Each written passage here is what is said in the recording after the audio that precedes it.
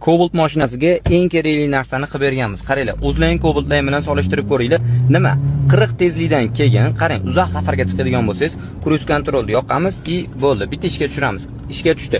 Gaz tormozni bosganim yo'q, o'zi ketaveradi. Qo'shmoqchi bo'lsangiz, plyusni bosasiz, ko'rishingiz mumkin. Bitta sekin tezlik olib ketaveradi.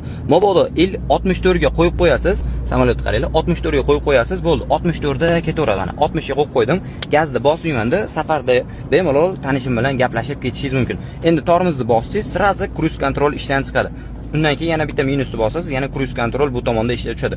Xo'p, rol pultlarini qo'yib berganmiz, 10 tomonda bo'lsa, polni multimediyaga xizmat qiladi. Ko'rishingiz mumkin. Plusni bosamiz, gronkisni ko'paytirib, xullas xuddi shu holatda ishlaydi.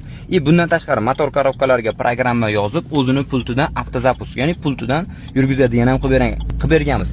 Bundan tashqari o'zida bilasizlar, qulflaganingizda oynalar ko'tarmaydi. Xuddi shu holatda oyna reyli qo'yib berganmiz. Qulflaganingizda oynalarni ko'taradi. Xullas Cobalt uchun eng kerakli ishlar mana shu bo'ladi. Mana 50 ga ketmoqchi bo'lsangiz, 50 da chiqib turib, bitta minusni bosasiz, cruise control ko'rishingiz mumkin. Tabloda ko'rinib turibdi, ishga tushdi, bo'ldi. 54 da ketyapti.